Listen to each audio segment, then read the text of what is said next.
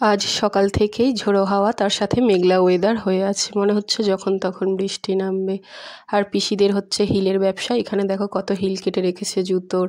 এগুলো সব কলকাতায় পাঠানো হবে আগামী দিন। আর পিসিদের কারখানাটা হচ্ছে বাড়ির পেছনের দিকে।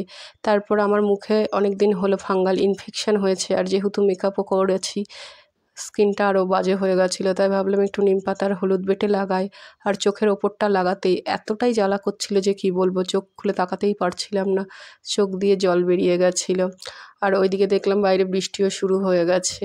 যা গরম পড়েছে, এই বৃষ্টিটা হওয়াতে একটু স্বস্তি পাওয়া গেল।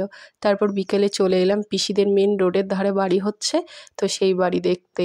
আর এই যে আমার সামনে যে রাস্তাটা তোমরা দেখতে পাচ্ছ, এটা হলো চাকদা বনগা রোড। আর পিসিদের বাড়িটা হচ্ছে পুরো এমন জায়গায় যে যেখানে চাকদা আর বনগাঁ যেতে একই ডিস্টেন্স লাগে। তারপর আমরা সবাই মিলে এখানটায় নিয়ে নিয়েছি মালাই কুলফি আমুলের। আর এই কুলফিটা আগে আমি অনেকবার খেয়েছি, দারুণ খেতে। আর তোমরা কারা কারা খেয়েছো অবশ্যই কমেন্ট করে জানিও। তারপর কুলফি খেয়ে আমরা এখন যাচ্ছিলাম বাড়ির দিকে।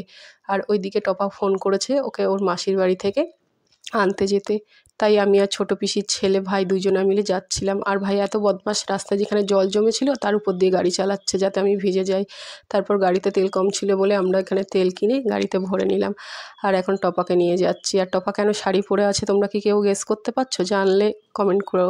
আর ভালো থেকো সবাই। রাধে রাধে।